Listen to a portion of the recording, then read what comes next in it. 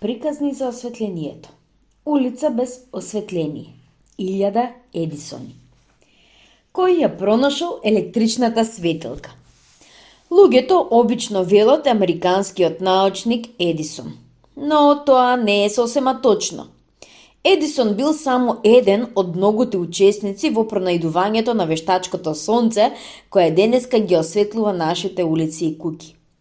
По градските улици некогаш немало ни една светилка, а по куќите луѓето ги поминувале ноќите при лое на свеќа или мижурливо и чадливо маслево кандилце. Ако тоа чадливо маслено кандилце, што прилика на чајник, го споредиме со нашава електрична светилка, меѓу нив нема да најдеме никаква сличност. Меѓутоа, од тој смешен чајник до електричната светилка води долга низа преобразби. Долг синџир на мали необично важни промени. 1000 испитувачи. 1000 години работеле на тоа нашите светилки да бидат што подобри и што подобро да светат. Оган среде куќа. Во споредба со светилките што се употребувале пред него, смешното маслено канделце било многу убаво и добро измислено. Имало и времиња кога не постоеле никакви светилки. Пред 1500 години, да бевме дошле на местото на денешниот Париз, ќе го најдовме нечистото градче Лутеција, изградено само од дрвени куќички со покриви од слама или керамиди. Да бевме влегле во една од тие куќички, ќе видевме оган запален среде единствената соба. Иако на покривот имало отвор, чадот не излегувал од куќата, па несносливо ги штипел очите и задушувал. Тоа прво огниште на тогашните луѓе им служило како светилка, што како шпоретот или како печката. Да се пали оган среде дрвена куќа било многу опасно. Не е чудно што настанувале пожари. Луѓето се плашеле од огнот како од лош и безмилосен непријател што само демне за да ги нападне и да ги уништи нивните домови.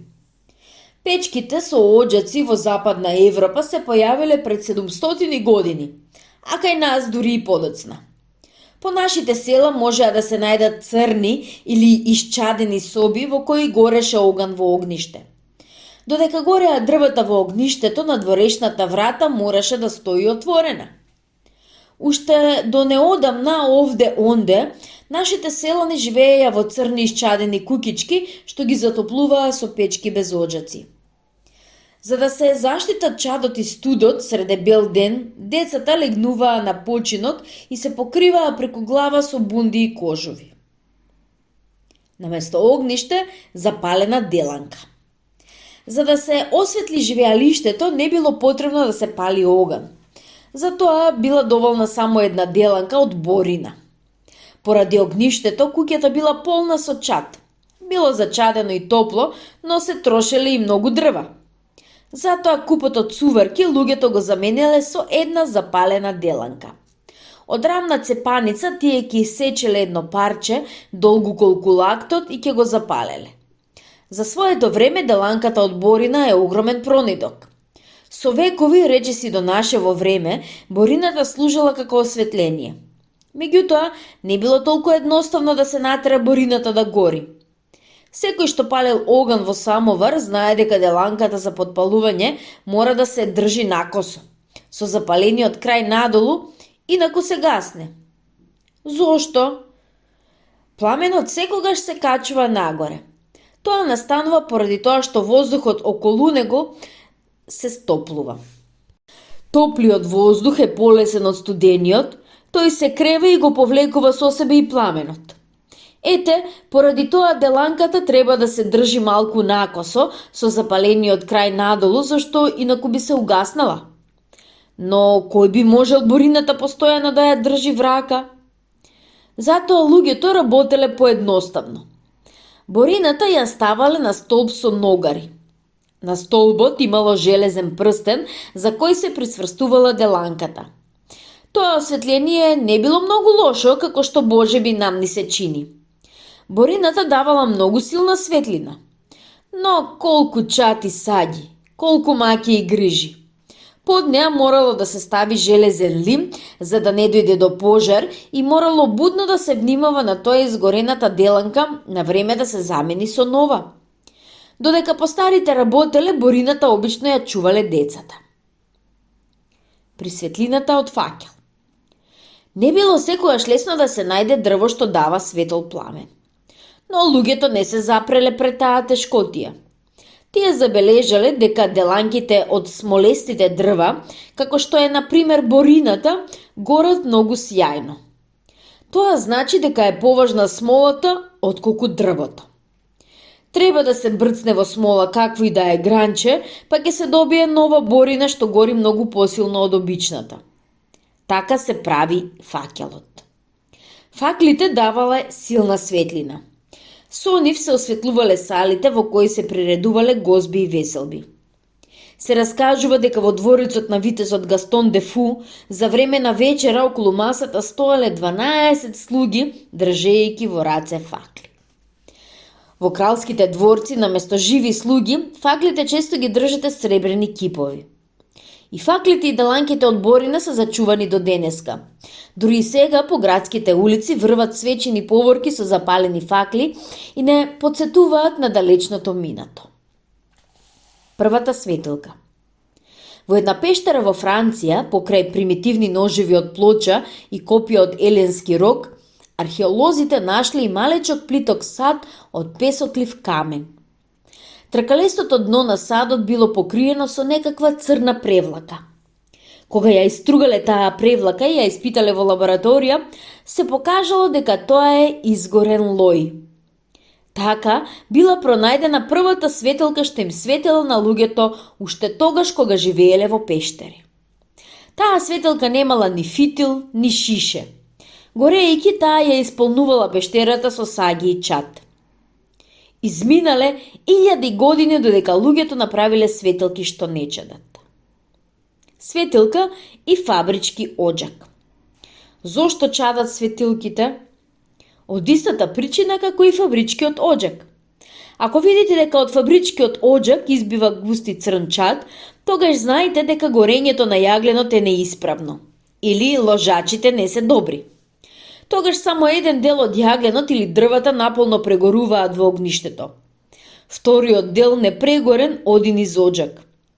Навистина во оџакот не одат дрва ни јаглен, туку саги, парчиња од јаглен што не успееле наполно да прегорат. Работата е во тоа што огнот без воздух не може да гори.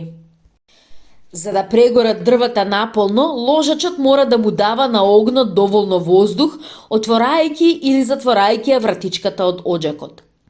Ако огнот добива сосема малку воздух, тогаш еден дел од горивото не изгорува, туку одлетува како саги. Ако има премногу воздух, пак не е добро. Огништето се разладува. Саги, тоа се всушност парчиња од јаглен. Но од каде јаглен во пламенот на светилката? Од газијата, од лојта или од смолата, според тоа што горело во светилката. Навистина, во газијата или во смолата ние воопшто не гледаме јаглен, но исто така ние не гледаме ни шеќер во чајот, ни сирење во млекото. Ако газијаната светилка е добро направена, таа не чади. Сиот јаглен прегорува во пламенот. За разлика од денешниве старински светилки, секогаш многу чаделе. Еве зошто настанувало тоа. Немало доволно воздух за горење, па сите парчиња јаглен не можеле да прегорат. А имало сосема малку воздух затоа што во светлината одеднаш горело премногу лој. Требало да се стори нешто, лојта малку по малку да доаѓа кон пламенот. Така е пронајден фитилот. Фитилот се прави од 100 влакна. Секое влакно е пат по кој лојта полека се качува кон пламенот, како мастило по попивателна хартија која ќе ја спуштиме во мастилница. Светилка чајник. Веројатно сите сте чуле за Херкуланиум и Помпеја. Тоа се два града кои пред многу векови пред една ерупција на вулканот Везув биле напорно затрупани со пепел и лава. Сега одново се ископани нивните згради. Улици и плоштади, меѓу разните предмети во куќите најдени се и светилки. Тие прастари римски светилки биле направени од глина и украсени со бронза. Прилегале на сад што денеска ни служи за разни полевања. Од носето излегува фитил, а одстрана имале рачка. Во светилката се турело растително масло. Помалку фитилот горел и затоа требало од време на време да се извлекува од носето. Минувале векови, а светилката речиси ни малку не се менувала. Во средновековниот замок ќе најдете светилка слична на онаа од Помпеја, само погрубо направена. Големите светилки со повеќе фитили биле прицврстувани за таванот со синџирчиња. За да не капе маслото од фитилот на маса, одоздолу имало закачено чашчиња во кои тоа се слевало. Маслото било скапо. Арапските трговци го носеле од исток. Посиромашните луѓе гореле лој во глинени чаши или садови слични на чајник. Фитилите се сечеле од коноп. Во Париз ги продавале праматари што оделе по улици и викале: "Купете фитили, светилката да ви се пали." Светилка без сад. Кај светилката е најважно маслото и фитилот, садот воопшто не е важен. Но како да се направи светилка без сад? Па многу едноставно. Треба само да се натопи фитилот во врело растопено сало или лој и да се извади. Фитилот се обвива со пласт од лој и кога ќе се разлади станува свеќа. Така луѓето некогаш и постапувале. Неколку десетини фитили врзани за дрво одеднаш ги натопувале во котел со растопена лој. Фитилите ги потопувале неколку пати за да се фати на нив што подебел пласт лој. Домакините не купувале свеќи, туку сами си ги правеле. Подоцна е пронеден начин за леење свеќи во засебни лимени калапи. Леаните свеќи се многу поубави од домашните. Тие се мазни и прави. Свеќите не се правеле само од лој, туку и од восок. Но восочните свеќи биле многу поскапи. Се употребувале само во црквите и по дворците. Таков раскош дури и кралевите можеле да си дозвола само при свечености. Тогаш салите во дворците биле осветлени со 100 свеќи од восок. Свеќа часовник. Некогаш, кога ќе го прашале човекот колку е часот, тој не погледнувал на часовникот, туку на свеќата. Тоа не била расејаност. Свеќите служиле не само за осветлување, туку и за мерење на времето. Се раскажува дека во една соба на Карло V дење и ноќе горела голема свеќа, поделена со црни линии на 12 и 4 делови. Тие делови означувале часови. Слугите што гледале само на тоа, од време на време морале да му соопштуваат на кралот до која линија е изгорена свеќата. Секако таа свеќа не била мала. Била толку голема колку да може да гори точно 24 часа. Векови во мрак. Откако биле пронајдени факлите, маслените светилки и свеќите, луѓето долго време се задоволувале со тоа бедно осветление. А осветлението на вистина било многу лошо. Светилките и свеќите чаделе и чуреле. Нас, што не сме навикнале на нив од нивното шушкање и пукање, веднаш би не заболела главата. На фенерите наместо стакло се ставале ситести метални плочи. Низ дупчињата излегувала сосема малку светлина. За уличните светилки тогаш се немало ни поим. Ако месечината не се грижела за осветлувањето на градовите, на нивните улици ноќе не би можел да се види ни прст пред око. А уличните светилки тогаш биле потребни од колку денеска. Мостови немало. Улиците биле нерамни, калливи и полни со ѓубре. Среде тесните улички имало канали во кои се слевала нечистата вода. Луѓето оделе покрај самите куќи, но и тука имало опасности. Се случувало од горните катови да се истураат помии токму врз главите на минувачите. Жил Блас, весел јунак на еден стар роман, раскажувал една ваква преживеалица. Ноќта, како заинаат, беше необично темна. Пипајќи одев по улицата и веќе бев на половина пат, кога од еден прозорец ми истурија врз глава сад со нечиста вода, која немаше многу пријатна миризба. Се најдов во страшна положба и не знаев како да постапам. Ако се вратам, тоа ќе биде одлична забава за моите другари. Тоа би значило своеволно да се изложам на нивниот подвив. За да се заштитат од таквите непријатности, побогатите луѓе со себе воделе слуги кои пред нив носеле запалени факли. Се палат уличните светилки. Ноќ и ден. Во старо време и во градот и во селото на луѓето денот им почнувал со разденувањето, а завршувал со заоѓањето на сонцето. Немало фабрики, немало ноќна работа. Сите индустријски производи се изработувале во занаетчиски работилници. Луѓето рано легнувале и рано станувале. Ламбите и уличните светилки не биле многу потребни. Но кога се развила индустријата, кога се појавиле големи работилници, а веднаш потоа и фабрики, животот во градовите станал поинаков. Фабриката со себе донесла долг работен ден и ноќна работа. Фабричките сирени свиреле многу рано, пред да излезе сонцето, и ги повикувала работниците на работа. Градовите почнале порано да се разбудуваат и помалку да спијат. Луѓето во градовите престанале да се управуваат според сонцето и денот станал подолг, а ноќта покуса. Се јавила потреба од светилки, а дома и на улица се почувствувала потреба од силно и светло осветление. Започнале испитувањата кои на крајот донесле газија и електрика. Но тоа не станало одеднаш. Ни средновековниот град одеднаш не се претворил во град на машини и фабрики. Нашата електрична светилка има долга низа предци.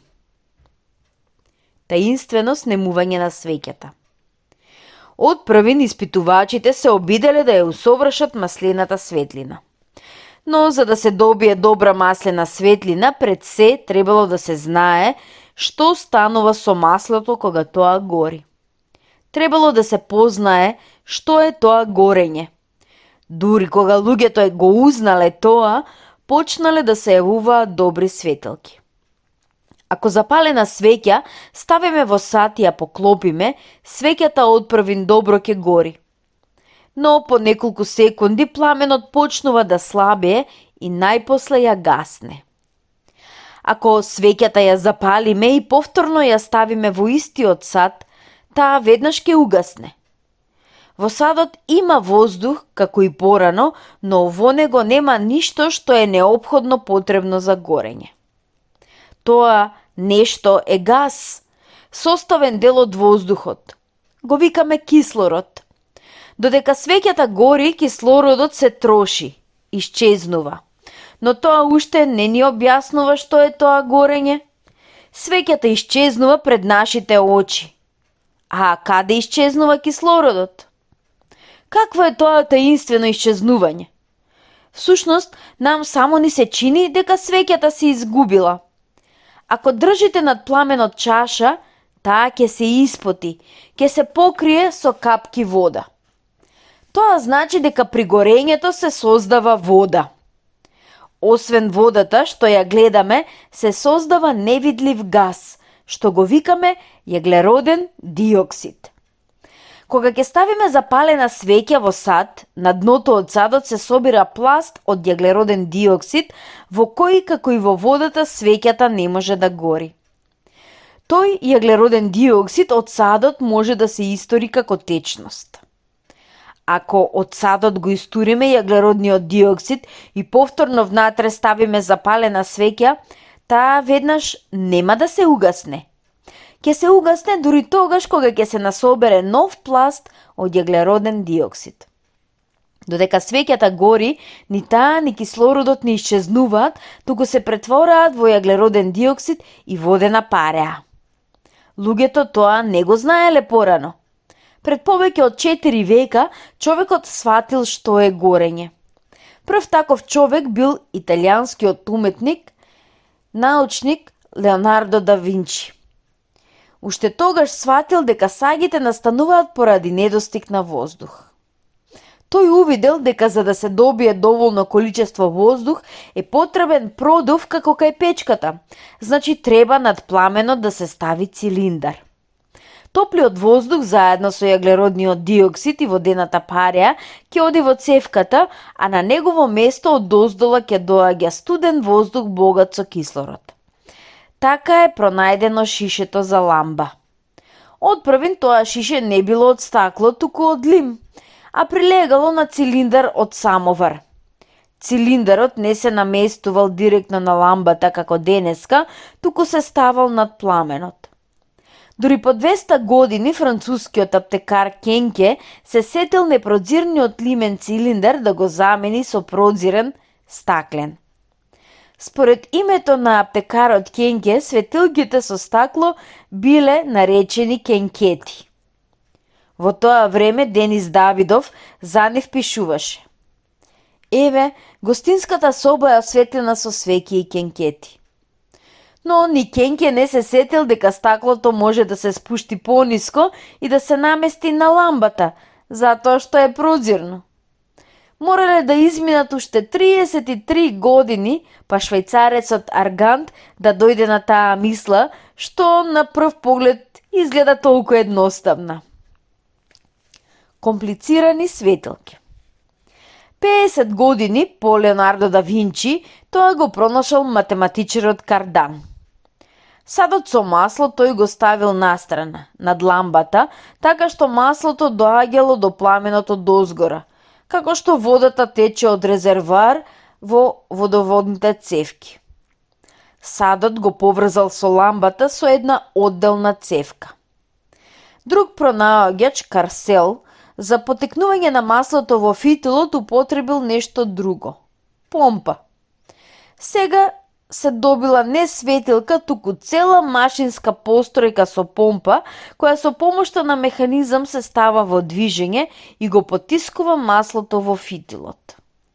Огромните Карселови светилки се употребувале и денеска за светилниците, зашто даваат едномерна светлина. Најпосле третиот пронаоѓач во садот ставил метална плочка и пружина. Пружината ја притискала плочката маслото, а маслото немало каде и навлегувало низ проводникот во ламбата. Тие ламби не се ни многу стари, со нив се служиле нашите прадедовци и прабаби. Сите тие компликувани газиени ламби гореле многу послабо од денешниве, а биле многу посложени. Не е ни чудо што тие светилки чаделе. Воздухот не можел да навлезе во средината на пламенот. Францизенот Леже дошол на мисла да направи фитил не сукан како коноп, туку исткаен како лента. Тогаш и пламенот е различен и воздухот полесно доаѓа до самиот фитил. Ист таков фитил гледаме и денеска кај малите ламби. Тоа го направил многу едноставно. Зел широк рамен фитил и го свиткал како труба. Лампата ја дотерал така што воздухот да може да допре со пламенот и однатре и однадвор.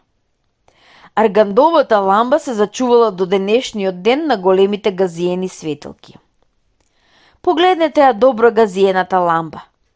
Ќе видите една чашка со просеци за воздух на металната цевка во која е вовлечен фитилот. На цевката има отвор кој воздухот, а оттука во средината на пламенот. Аргандовата ламба е примена со воодушевеност, но таа има и своји непријатели. Старата писателка, грофицата Дежанлис, вели: дури и младите луѓе почнаа да носат очила откако ламбите влегоа во мода. Добри очи имаат само уште старите луѓе, што читаат и пишуваат при светлина од свеќе. Но тоа не е точно. Аргандовата светилка воопшто не ги расипува очите. Први улични светилки. За неколку векови што беа изминале од светилката, чајник по аргандовата ламба на градските улици станале големи промени. Први биле осветлени улиците на Париз. Тоа почнало со наредба на полицијата. Секој собственик на куќе во 9 часот навечер да стави на приземниот прозорец запалена ламба. Малку подоцна се формирале одделни здруженија на фенерџии и факлоносци, кои за мала награда му го осветлувале патот на секој што ќе посакал. По неколку години во Париз се појавиле улични светилки. Тоа бил голем настан. За тој случај, кралот Луј 14 наредил да се искове медал. Странските патници со восхит раскажувале за впечатокот што го оставил на нив осветлениот Париз. Се раскажува дека владењето на Луј 14 е наречено сјајно, токму поради уличните светилки. Интересно е да се прочитаат спомените на луѓето од тоа време. Пред мене е една книга со долго заглавие, какви што тогаш биле во мода. На една страна од таа книга читаме: по големите улици навечер може без страв да се оди се до 10 или 11 часот. Кога ќе почне да се стемнува, по сите улици и мостови стражарите палат светилки што горат до 2 или 3 часот по полноќ. Тие светилки се еднакви растојанија и висат на синџири над средината на улицата. Тоа изгледа многу убаво, особено на раскрсниците. Некои дуќани, крчми, кафејани, ноќевалишта остануваат отворени до 10 или 11 часот навечер. На нивните прозорци стојат многу свеќи што фрлаат силна светлина на улицата. Ете зошто навечер, кога е убаво времето, тука може да се сретне исто толку народ колку и дење. На сообраќајните, живите улици, речиси никогаш нема плячкосувања и убиства. Јас не тврдам дека во малите улици луѓето не се изложени на напади. Никого не го советувам да оди низ град ноќе. Навистина, стражата на коњи ги обиколува улиците, но сепак се случуваат работи што таа не ги гледа. Неодамна, недалеку од новиот мост на полноќ, непознати луѓе ја запреа колата на ричмондскиот војвода. Еден од напаѓачите влезе во колата и со меч го изведе војводата. По 10 или 11 часот навечер, ни за суво злато не може да се добие носилка или кола. Најдобро е да поведете слуга пред вас да носи фаќал. Во 1765 година на париските улици биле поставени нови маслени светилки со сјајни плочки – рефлектори. Такви рефлектори наоѓаме и денеска. Долго време тие нови светилки стоеле на париските улици. Една од нив, на аголот на улицата Ванери и Гревскиот плоштад, е поставено во времето на Француската револуција.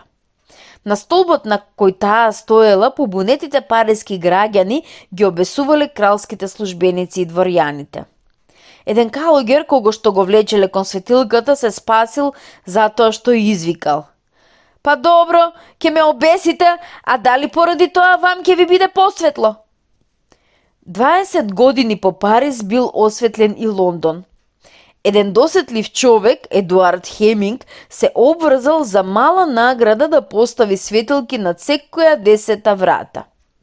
Тој не морал да ги става светилките секогаш, туку само кога немало месечина, и не преку целата година, туку само зиме, и тоа од 6 часот навечер до полноќ.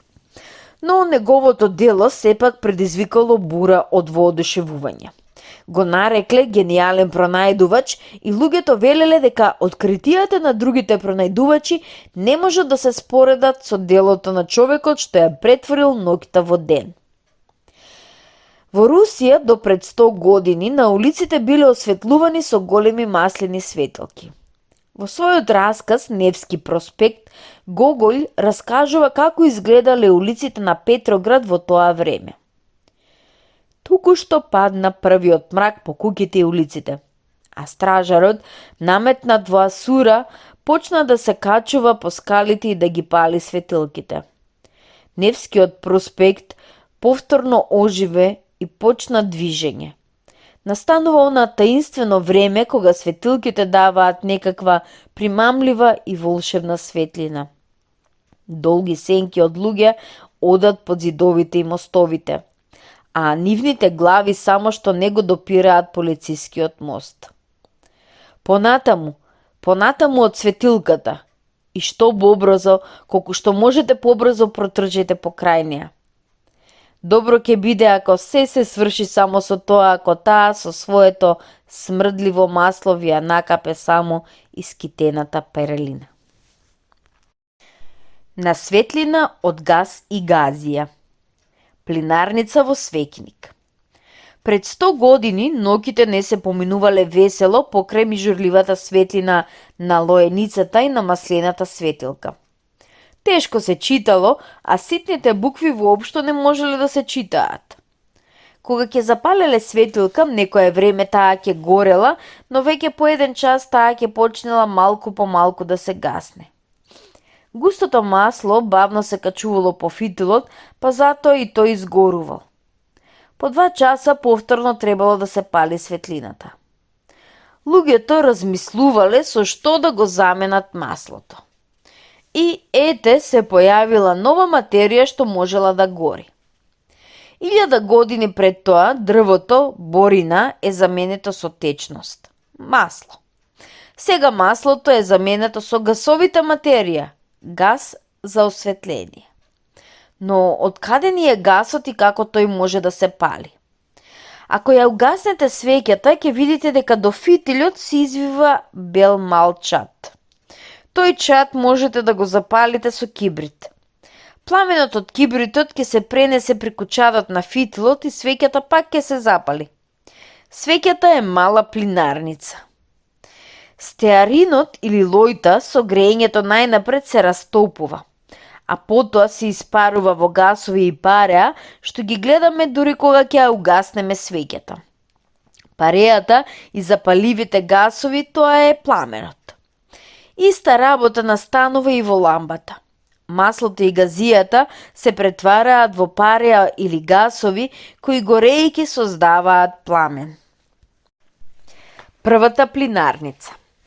Се најде човек што се сетил дека гасот за осветление може да се произведе не во самата ламба, туку и во фабрика и дека оттаму може со цевки да се доведува до светилките. Само за добивање газ тој не употребувал ни лој ни масло, туку јаглен кој е поевтин. Тој човек се викал Вилјам Мердок. Тоа е оној ист Мердок кој во Англија ја направил првата локомотива. Мердок бил работник, потоа станал инженер во фабриката на Бунтон и Ват, првата фабрика за парни машини. Покрај таа прочуена фабрика, Мердок ја изградила првата плинарница.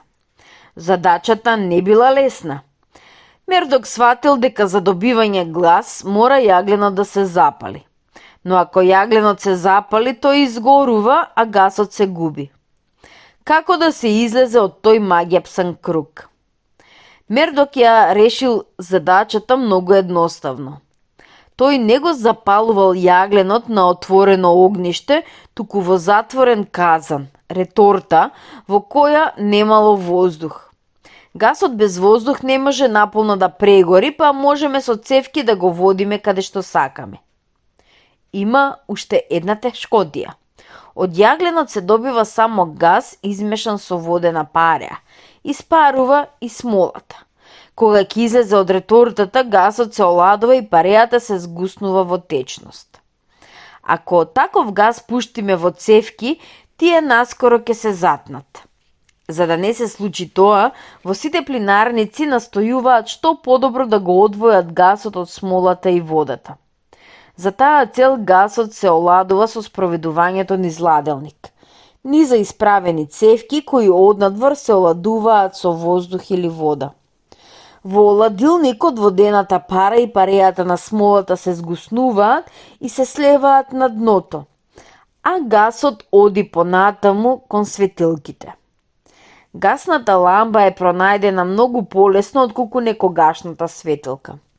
Требало само на крајот на цевката да се намести мало капаче со тезен прозорец за поминување на гасот, па да се добие многу светол пламен. Подоцна луѓето се сетиле и овде да ја применат аргандовата ламба.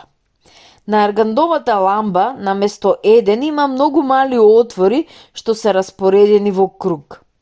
Воздухот влегува во средината на ламбата. Во ламбата се става стакло како кај обична лампа.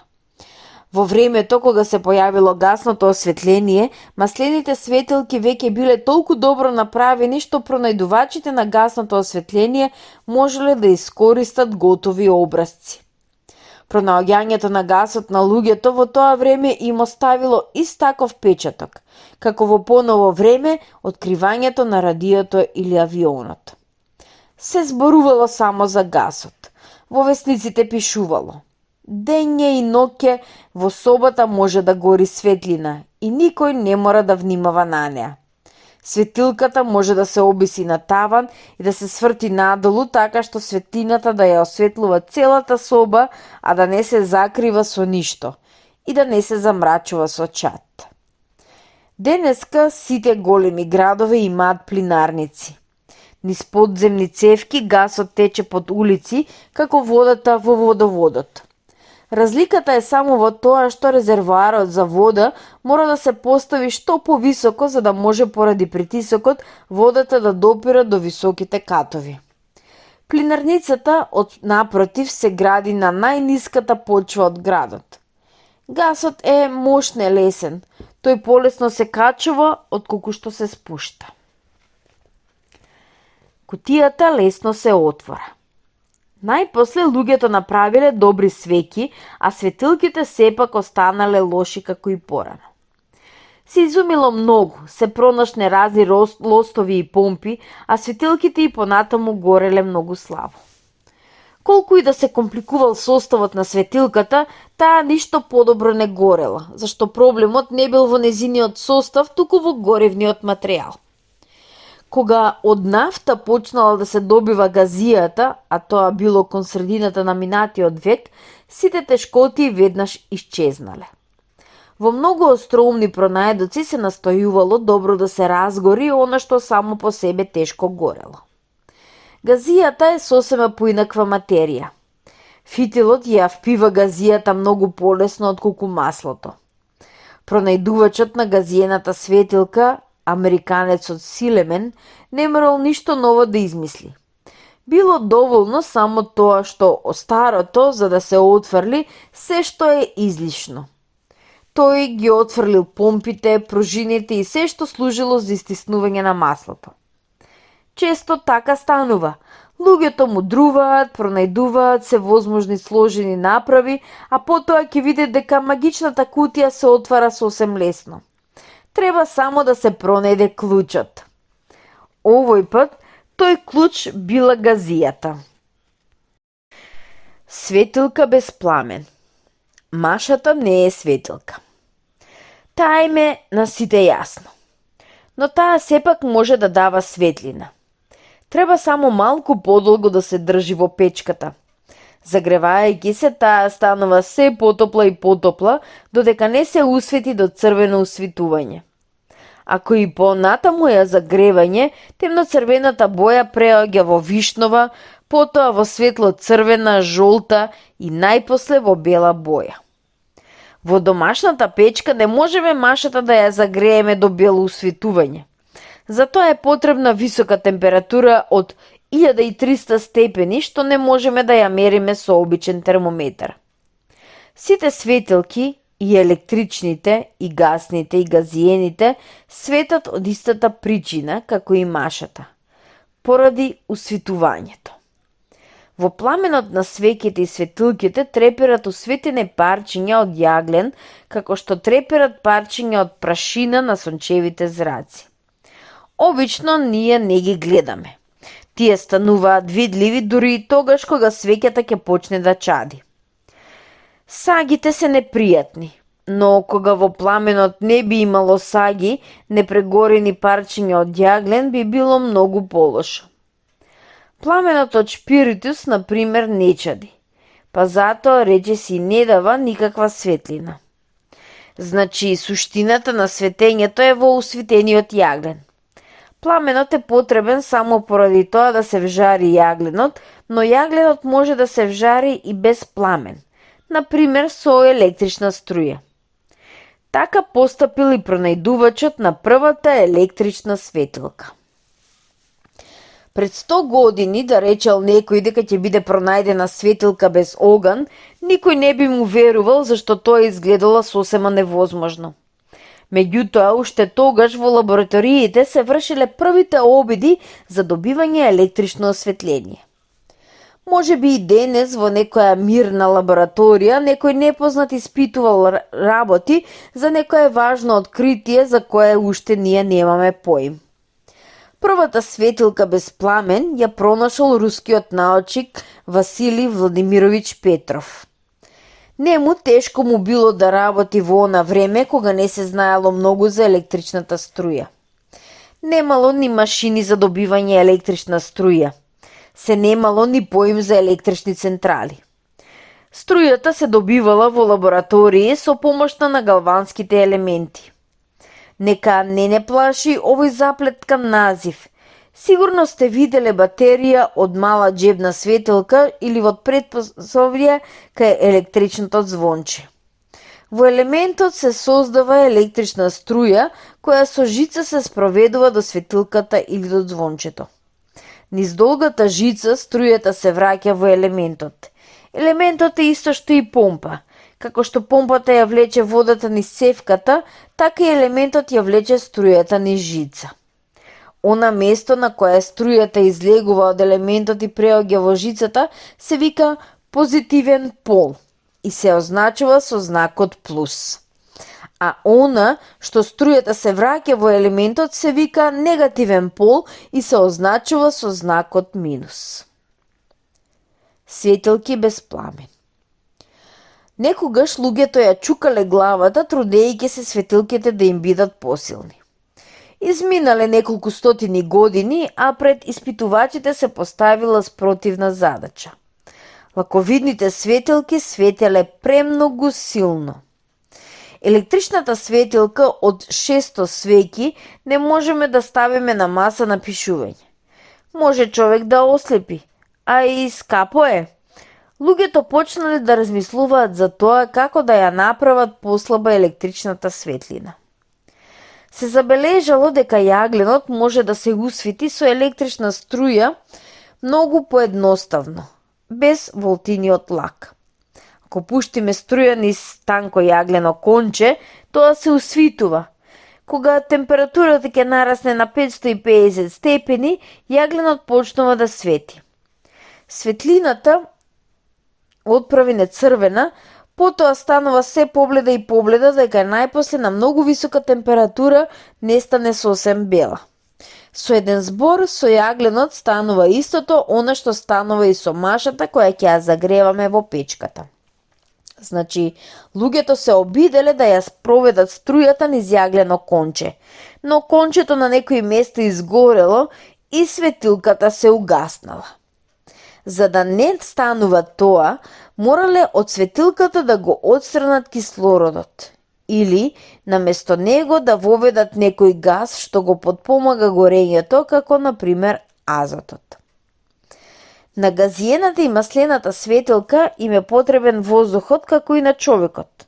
Без воздух нема горење.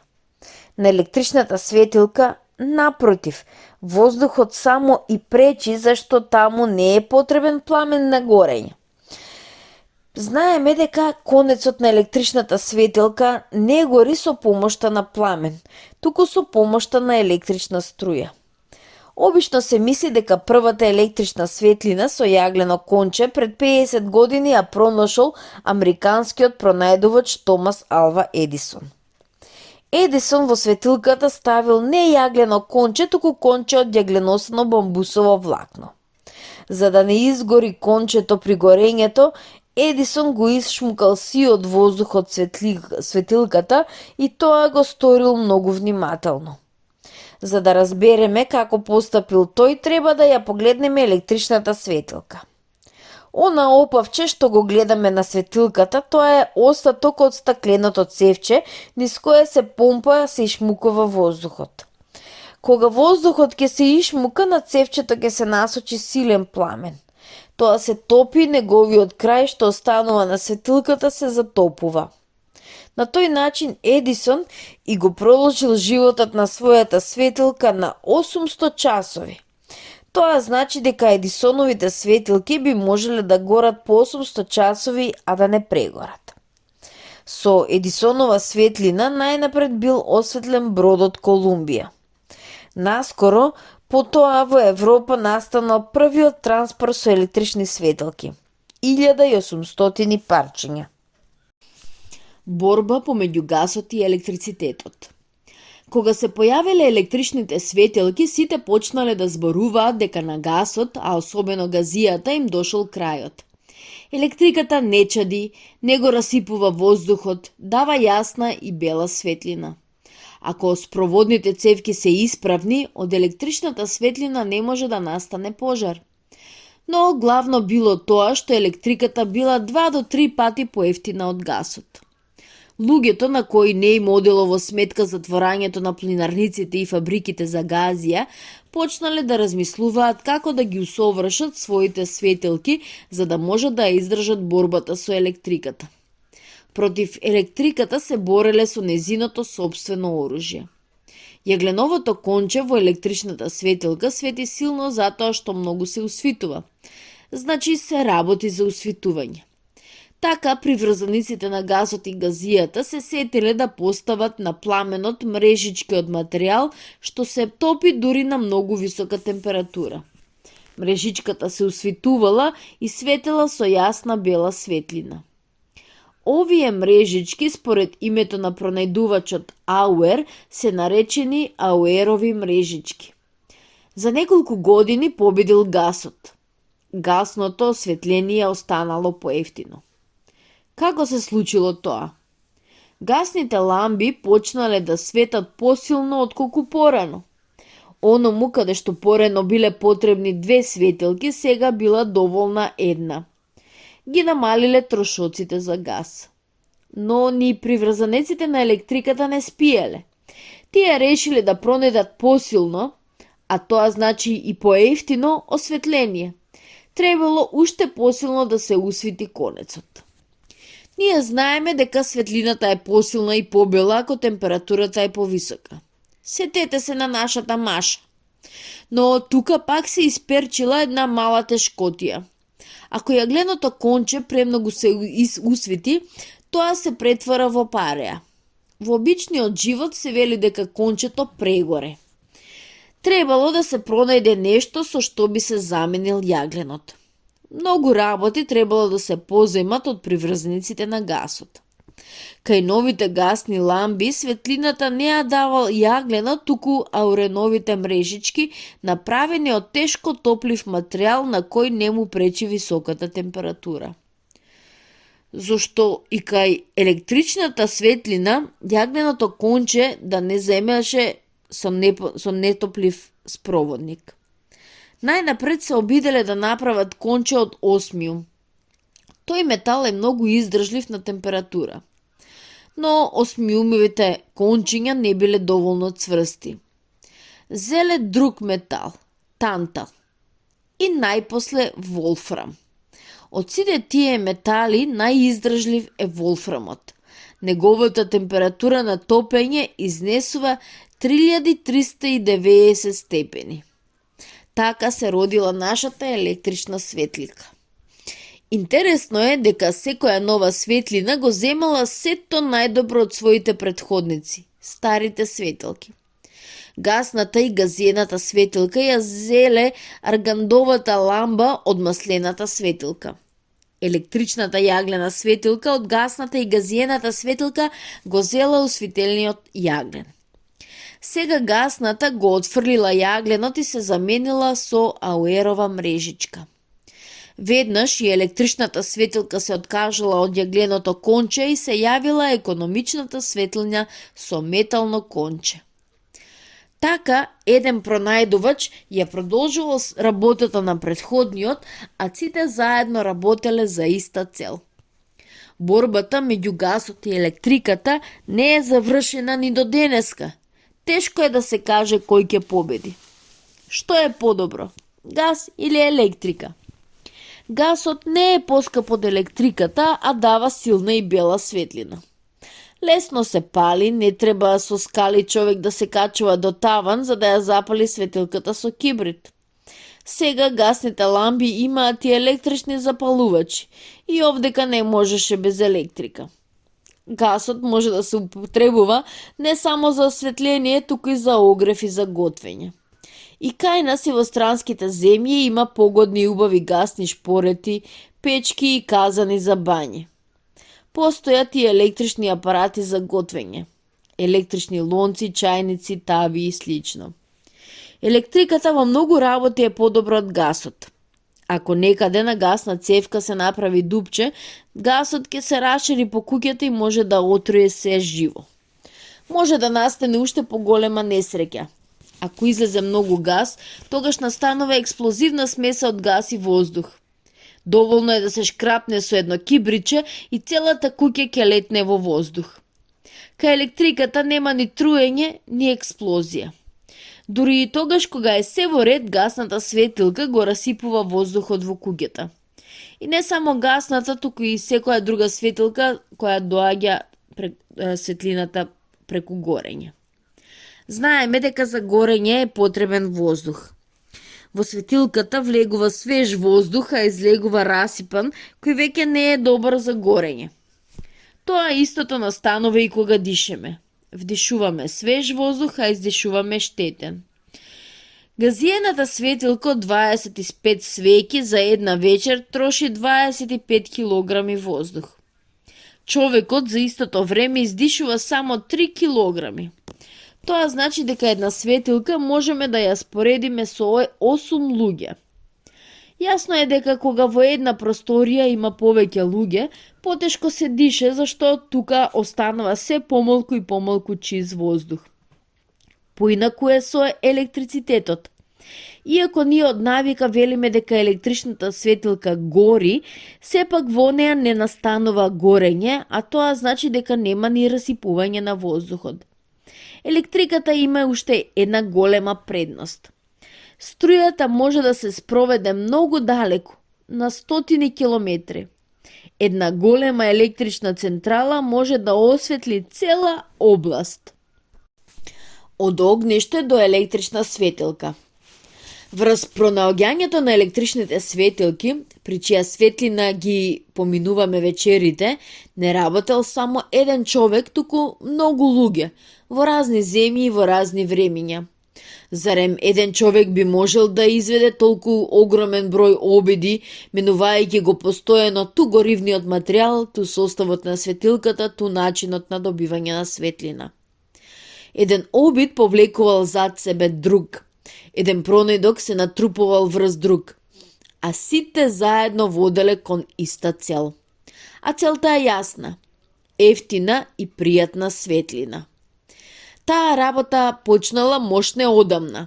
Научниците мислел дека човекот научил да прави оган уште пред 25.000 години. Пред многу илјади години човекот за прв пат се обидел да го замени сонцето со оган. Нашол начин за добивање вештачка светлина и топлина. А уште порано научил да го одржува огнот, кога во запалената шума нашол гламна која уште тлеела, тој ја однесол во пештерите и потоа со години го одржувал огинот на огништето, не дозволувајќи да се угасне.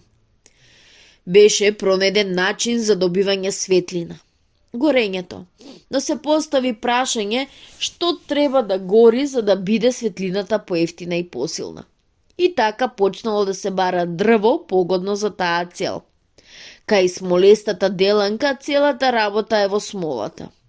Затоа дрвото се отфрлува, останува смолата. Човекот ја запалува првата светилка со смола, но смолата тешко гори. Се обидува да запали лој, сало и најпосле растително масло. Ни маслото не гори најдобро, но подобар горвен материјал немало. Почнуваат напори да се усовршат светилките и да се разгори онаа материја што сама по себе лошо гори. Се пронаоѓаат сложени светилки со помпи, со разни механизми и многу разни изуми. Понатаму нема каде, а маслените светилки горат се уште многу слабо. Чадат, чурат, се гаснат по 2 до 3 часа горење. Настанува пак тргање до горивен материјал и се изнаоѓа начин за добивање плин, стеарин и газија, што горат подобро од масло и лој. На добриот горивен материјал не му се потребни никакви изуми. Светилката се поедноставува, се отфрлаат помпите и механизмите. Но целта уште не е постигната. Газијата и плинот имаат своји недостатоци. Чад, расипување на воздухот, пожар. Сите неволи доаѓаат оттаму што заради добивање светлина мора да се пали оган. Пред борците за светлина се поставува нова задача – да се пронајде светилка без пламен. Навистина, пламенот е потребен за горење, но не мора да се запалува со пламен. Тоа може да се постигне и со електрична струја. Пак се почнува однево. Треба да се пронајде материјал погоден за палење. Луѓето пак се обидуваат со јаглен, но јагленот не може да се усвити до бело усвитување. За да се добие уште посилна светлина, се обидуваат да усвитат метали што не се топат дури ни на многу висока температура, а тоа се осмиум, тантал, волфрам.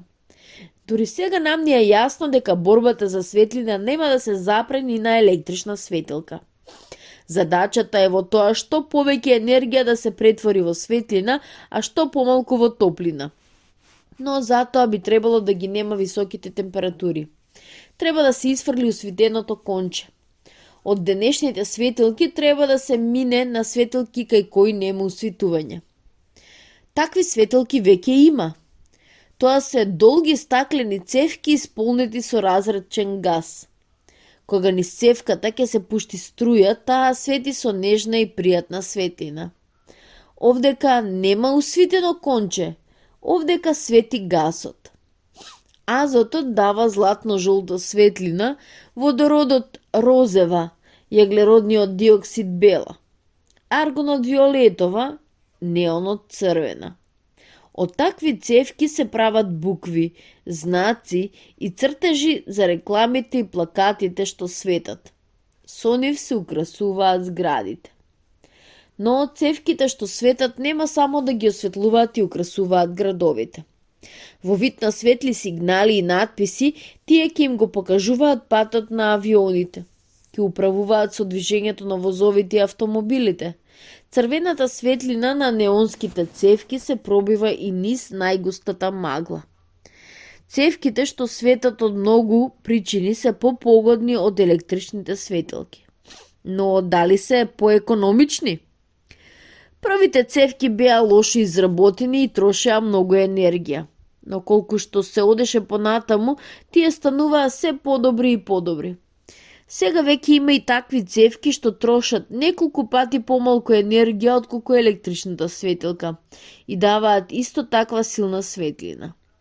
Тие цевки се наполнети со натриумова пареа и даваат светлина жолта како лимон.